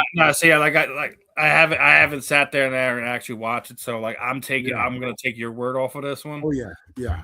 He's nice. He's not Fernando Mendoza, who I think should be the number 1 pick quarterback for Indiana. I only saw him play one time, and that was against Ohio State in the Big Ten championship. And that boy is the truth. He's the truth, man. That dude, he's mobile, strong arm, accurate, tough. I saw him take some real shots. Great demeanor, understands leadership. Yeah, he's the real deal. I think Ty Simpson will go after him. Mm-hmm. I hear you. He is a one-man team, but they have a nice dual threat with James Cook. It's going to be fun. But Eddie thinks Indiana is going to beat Bama. So that's going to be a great game. That is, especially because seeing that Bama was down. What was it, 17 to Oklahoma, and just storms right back. So they're like, no, you ain't gonna walk all over us like that. So Bama's resilient, man. So you gotta. You got to see what's going to happen with that. And Caleb DeBoer's under a lot of heat, a lot of speculation, a lot of pressure coming out to Saban. He's a good coach, man. That dude's a good coach. You know what I mean? So, we'll see how the draft class goes. We got a whole 2-3 months before we kind of really get into start breaking that stuff down, Eddie, and we will. I guess the topic of this outside of what's been going on the field is hearing that the Chicago Bears is going to be leaving Soldier Field, and you know they're going to not be there anymore, and Kansas City is also moving from Kansas City, and they're going to have a dome stadium now in Kansas, and you know apparently fewer seats, more luxury boxes, which is not surprising considering you know how much that team has increased their overall value.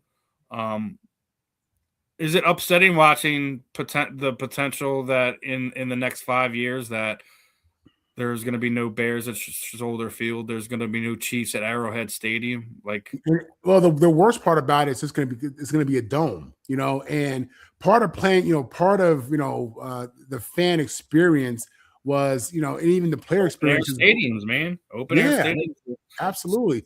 But what this is the NFL, and these teams wanting to put out a better product, wanting to have the Super Bowl. Should we say that loud? Ultimately, yeah, that's what it comes down to. You know what I mean? That's big money, huge money. So they want to create a venue and experience that the NFL will like, and they could bring a Super Bowl in there. But, you know, I hate it, man. Just, you know, I think if you're a Bears fan, you like the fact that the other team has to play in the elements. They have to play outside. You like when these teams come up, you know, from Tampa or from, you know, wherever in Florida, having to play in, you know, in Soldier Field, at Soldier Field. It's a huge advantage for Chicago. You know what I'm saying? It's a huge advantage for KC. I think the Chicago thing is like their sideline heaters aren't working. They're trying to get a lot of these upgrades, and they're having problems getting it done. I think that's the main reason for Chicago. I think the Kansas City Chiefs fans should absolutely be upset about this potential thing happening. But as we were sitting there talking about it, it's a business, man. This is how everything's going. It's not a game, it's a business. It's not a sport, it's a business. And y'all got to understand that. So when listen, every decision that's going to be made for these teams and these organizations will be based on what's profitable. Period. That's not your feelings, not how long you've had season tickets, not, you know, your favorite autographed jersey by whoever it may be. It's business. If them people can make money, then people will get that bag. Period. That's just what it is. That's the American way. Capitalism has no mercy. They don't care about your fandom. Man, football guy, I wish you waited till Ben was here to ask this question. Is FSU gonna make the playoffs next year? The Florida State Seminoles? Yeah, FSU. I think that's exactly what that was. I would say no. I'd say no. They don't. I mean, there's nothing about that program that makes you feel like they're ascending. Didn't they just fire one of the former players that was running and helping with the defense? I don't know. They had a top 20 recruiting class a couple weeks ago. They did. So they got some players coming in there, but this team won like 3 games this year, 4 games, right? I mean, what are you talking about? This was a collapse. They're gonna have a Deshaun Jackson like turnaround if they want to even sniff the potential of making the playoffs. Football guy, I'm sure that's your team and all. Like you need a dose of reality. They need to have not only that recruiting class to be amazing, but they actually have to get on the field and make a difference ASAP. And the likelihood of hitting on more than a handful of those guys isn't very high to get them on the field next season. Now, maybe in 2 years we could sit there and have the conversation where they could potentially do it, but they have to take that first step on winning more than 5 games. So, yeah, 100%. I don't even think that. Listen, I love what Bryce Young has done. You know, he went from basically, what was it, 2-3 years ago, he was the bust, right? To, I don't have him at a Lamar level yet. We have to see what Bryce Young is going to do in this year's playoffs first, how he performs, not if the team wins or loses, how he performs. And then we can start having discussions of putting him into some of those elite conversations. Lamar Jackson is a 2-time league MVP. They don't give that trophy away. They don't make mistakes with the league MVP that covers the whole season. You know what I'm saying? This is you having to be dominant and be him for 16, 17 games. You know what I'm saying? So this isn't the 1 year or the one game Super Bowl MVP that Eli won, that people say is the reason why he should be in the Hall of Fame. No. Lamar Jackson is a different caliber of player. Bryce Young is getting better. Lamar Jackson has arrived. Bryce Young is still trying to get there. Would you agree? Like I said, we got to see a larger meal plate from Bryce before we start having him into those elite conversations. Yeah. Now, I want to quickly switch gears here to basketball real fast. I want to get your thoughts on a couple things. We just had, the NBA Cup, right? Charles Barkley is not a fan of this in-season tournament and actually says it's somewhat embarrassing. What are your thoughts on the in-season cup tournament? Do you feel it brings excitement? Do you think it brings any value to the NBA? What are your overall thoughts on this one, my friend?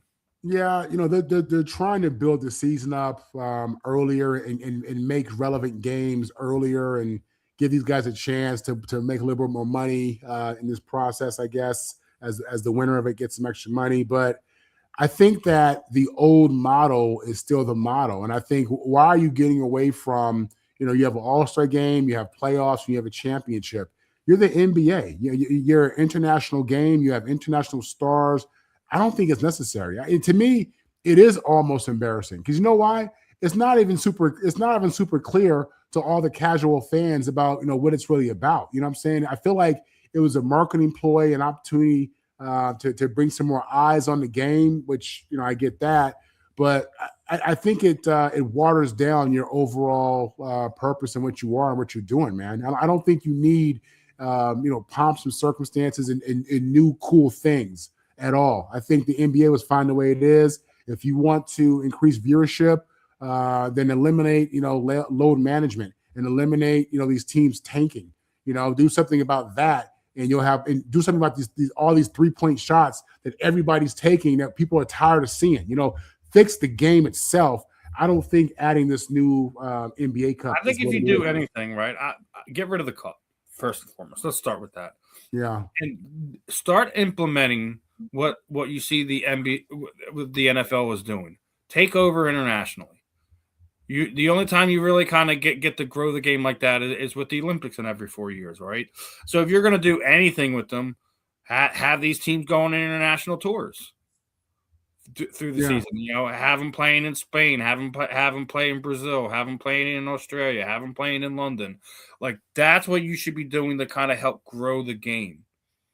Right. And I'm with you about fixing the game too. Like I think we're all sick of load management, the 3-point shots, Steve. Too many damn shots.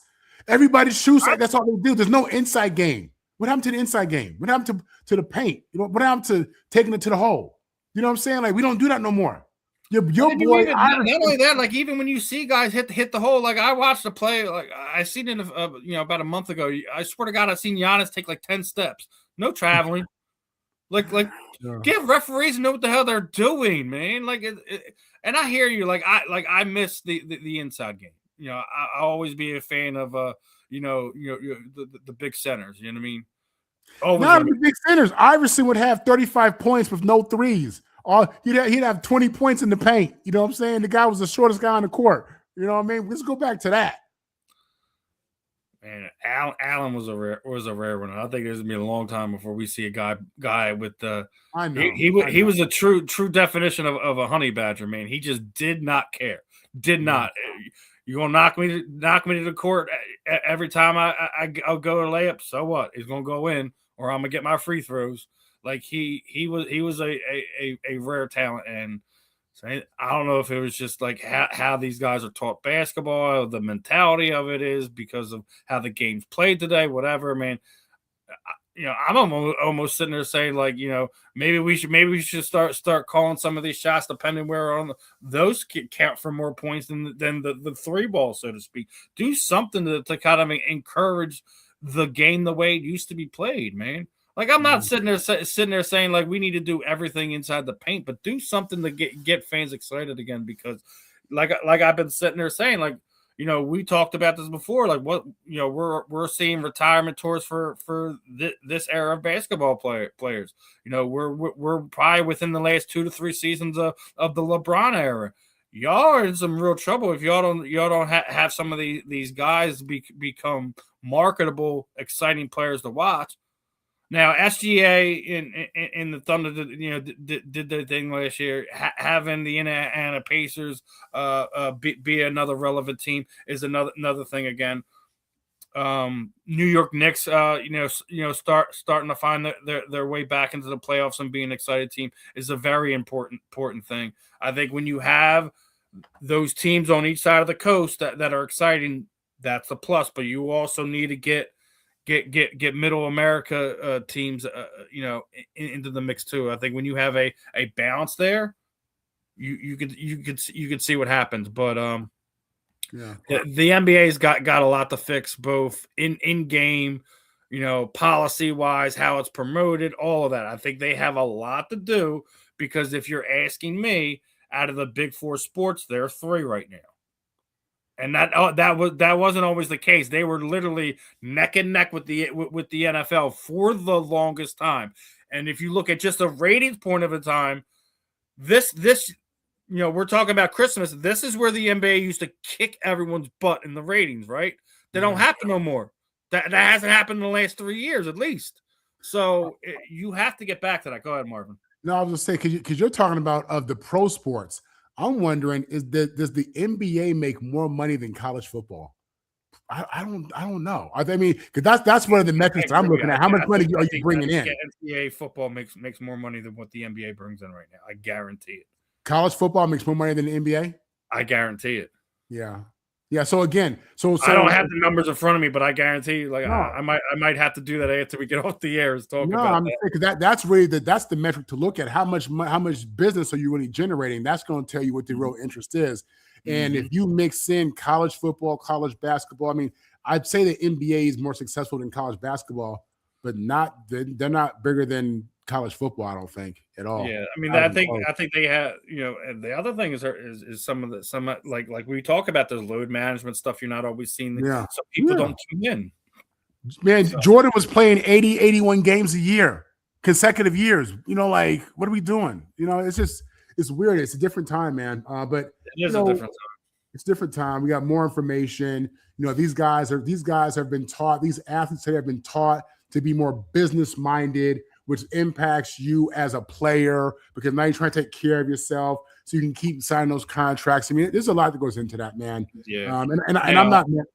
Go ahead. Yeah. Now, one of the guys from this era, I love to make fun of here in Philadelphia, Mr. Ben Simmons, has officially announced he is concentrating on pro fishing. He is no longer seeking an NBA contract with an NBA team. He's going to be concentrating on professional fishing. Well, at least we don't have to worry about him scared of taking layups underneath the net. The Ben Simmons stories is unreached potential. Whether his mental well-being was another issue that played into it, but at the end of the day, if fishing is what make him happy and he wants to do it professionally, more power to you, Ben. Yeah. Listen, there's an emotional side to this for me. I have an opinion about him. But the truth is this, he's a human being. He went through his process. I think you're right. You hope that he's in a good position mentally. You hope that in spite of how his career went, in spite of how he was perceived, in spite of the labels that have justifiably been attached to him, you hope that he's been able to find some peace. And if fishing is his new thing, if fishing is what's going to make him feel good, if fishing is going to keep him off the ledge, if fishing is going to, keep him sane, amen, more power to you, brother. Go live your life. Exactly. Go live your life. And living their life is something that Alonzo Mourning has done, and he is doing something in the state of Florida that I think is absolutely amazing. That he has built a $37 million complex for seniors, with the rent just being $322 a month. There's a cyber cafe, a gym, a dog park, all exclusive for the seniors down in Florida. We were talking about good stories earlier in the program. This is one of them right here, my friend. Alonzo Mourning, amazing basketball player. Hall of Fame type level guy. Seeing him do something like this is absolutely awesome. Yeah, again, we need more stories like this because the reality is a lot of these guys they go back to their communities, and they have impact. Alonzo was a great player for the Heat. He's beloved down in South Florida, and it's great to see him, partnering up with whoever he partnered up with to put together these opportunities for seniors. Listen, the housing crisis is a real thing. You have a lot of seniors who are being pushed out, don't have the income, haven't saved the money. Some of the prices that we're dealing with right now, cost of living is really tough. So, it's great that he found an opportunity to fill a need and have impact. Love these stories. And there are so many more of these stories out there that we don't talk about. So, kudos to Alonzo, and hopefully, that'll impact other players to have other impact out in the communities. I actually got a comment on my TikTok live here about the Christmas games. We were actually talking about this yesterday. Who are you liking? Cowboys, Commanders. I'm liking the Cowboys over the Commanders there. Lions versus Vikings. Definitely like the Lions there. And Broncos, Chiefs. I'm going with Broncos over Chiefs, especially the fact that now Kansas City's now down to their third string quarterback who wasn't even on the team as of last week. So. What are your feelings on the Christmas slate for the NFL? It's a miss, man. It's a swing and a miss, I think, just because these teams aren't really relevant now. I think most of these teams are mathematically eliminated. Denver's going to the playoffs. The Chiefs are just, they're done. The Detroit has laid an egg this season. They don't have the caliber of team they need to do anything. And then with Dallas, we had that conversation. Dallas is the coulda, shoulda, woulda. Jerry spending all the money. They get all the attention. And right now they're looking at being at home with me and you, Steve. Seriously, That's right. And, we're talking about it's a business, it's a money. I wanted to get to that comment since somebody put that up. But I want to get back to basketball real fast. Now, I've recently seen that, the WNBA has looking to increase their pay, and the players still want absolutely nothing to do with this proposed new increased salary for the WNBA. If I'm the players, one thing I do not want to do is have a lockout. I do not want to have a lockout. What I would say is whatever they're offering, accept it, but you give them a 1-year deal. You agree to a year under the upgraded amount from what they're offering you. But whatever you do not have a lockout. If you have a lockout, they are going to lose any cachet, any momentum that they have if you're the WNBA. Do you agree with that? Like, even if you're not happy with it, right, take a 1 year. Don't do anything more than a year. Just get you through from now until the next season. Yeah, listen, people don't want to hear this, but the reality is they're not making the league itself is not making money like that. They should be getting paid better. I will say that, but you're still in the red. You're still in the red. Yeah, you can't be sitting there demanding these things when you're still in the red. Right. With most businesses, when you start out, you're not making any money. You don't take anything home.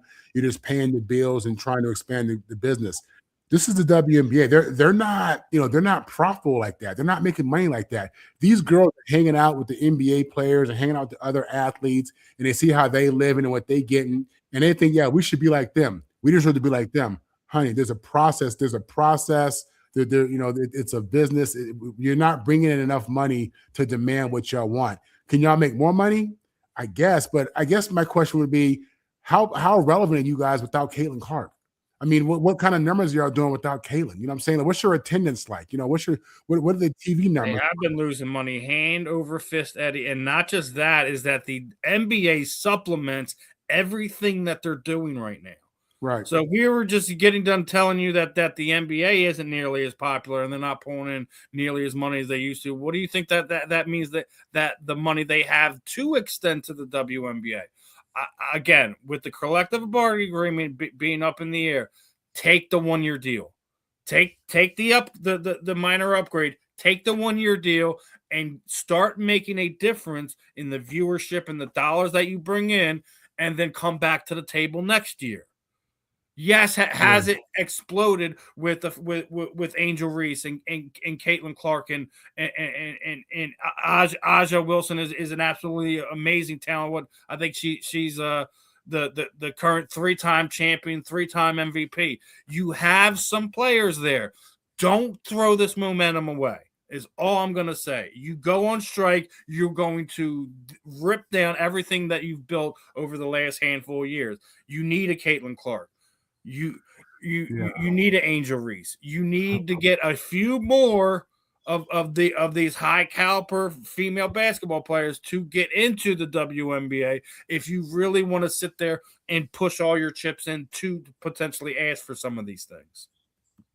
Yeah, I mean, again, it's an unfortunate situation because they're becoming popular, but it's not equating to profits, and they're not at the position where they think they are, and they have a ways to go. Listen, these girls today, whether it's the NBA or WNBA, they have so many opportunities to make money, off the court. I mean, social media, the digital world. There's so many opportunities for these people to make money and to build off their platform, WNBA, and to grow at the same time. So that's where they need to be. I hope that the Players Association for the W is having honest conversations with them about where they are financially and just what's realistic.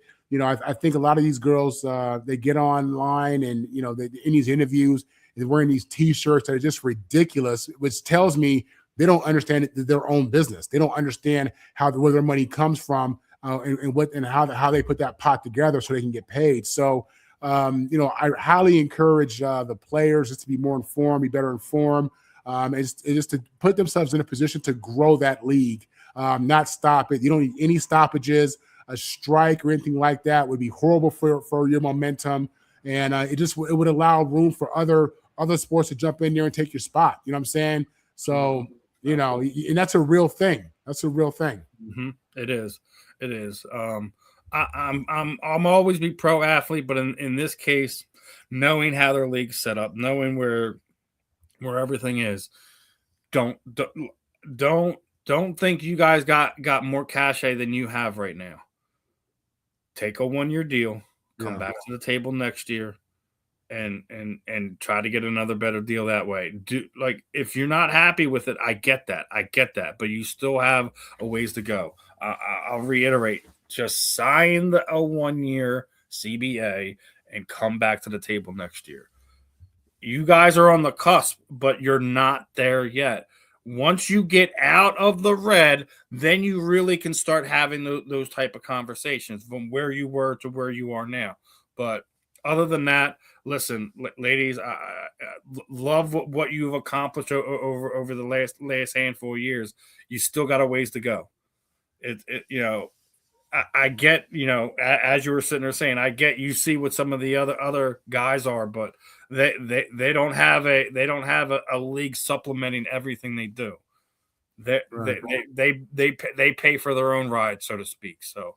You guys are almost there, and it has blown up in popularity, without a doubt, but it's not quite there yet. And Marvin, you're right. They have other avenues. Look what Angel Reese has done. Now, she isn't the best player in the WNBA, but you take Caitlin Clark, and no one's talking about Aja Wilson. No, they're talking about Angel Reese. Yeah. She her shoe line, all this other stuff that she's doing. She is making the most out of what she has, and she's still not happy with what's going on. So either way, I think they all have an opportunity now. Don't throw it away with the lockout. That's all I'm saying about that. I love what they're doing. They're not quite there yet. Take the 1-year deal. Come back to the table next year. Yeah, 100%. Keep that thing moving forward. Don't lose your momentum. You got a spark. You got some players that have big names that are doing well for you guys.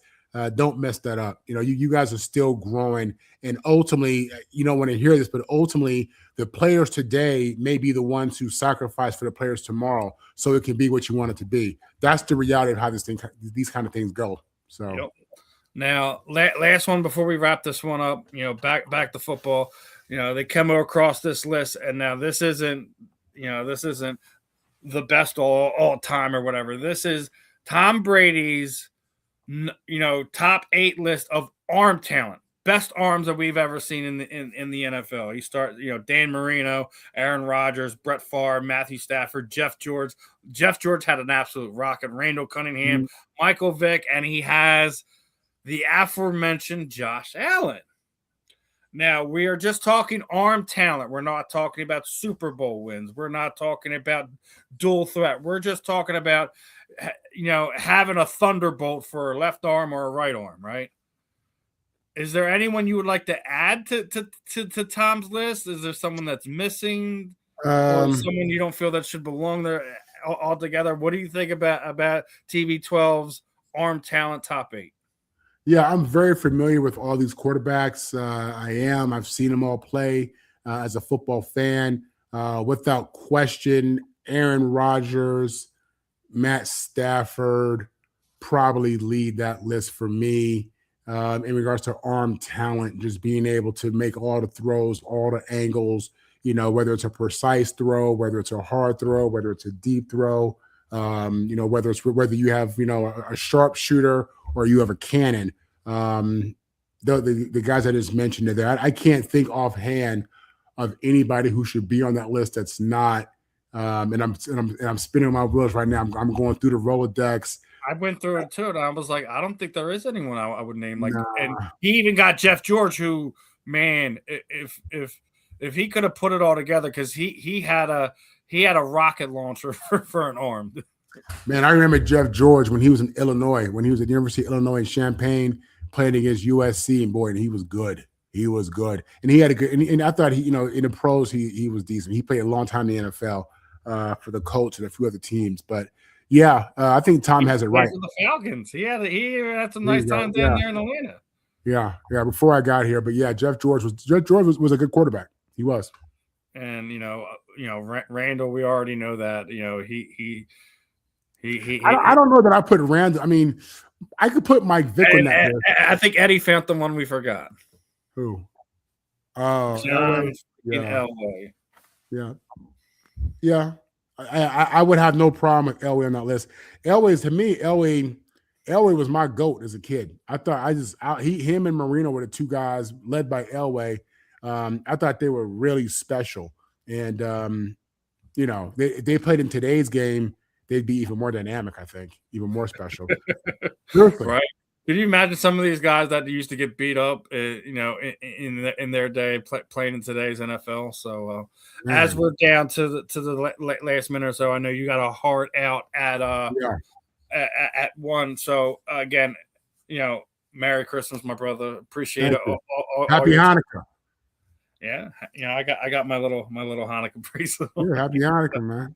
So, we're all done with my holiday, but again, putting the QR code up there for all our people tuning in. Make sure you head over to southfloridatribune.com. Parting words for the holidays for today's episode, my friend. Man, great episode. Miss my man Ben, no doubt about it. I hope everybody just enjoys their day, enjoys the next couple of days as we head into the new year. Love talking football with you, Steve. Love talking sports, period. And just looking forward to our next show. Yeah, we're gonna have a fun one. So again, everyone, I hope you guys enjoy the Christmas holiday. Happy holidays. If you don't celebrate Christmas, whatever the holiday of your nationality is, I hope you enjoy it with you and yours. Everyone, be safe. Don't be stupid. Do not drink and drive.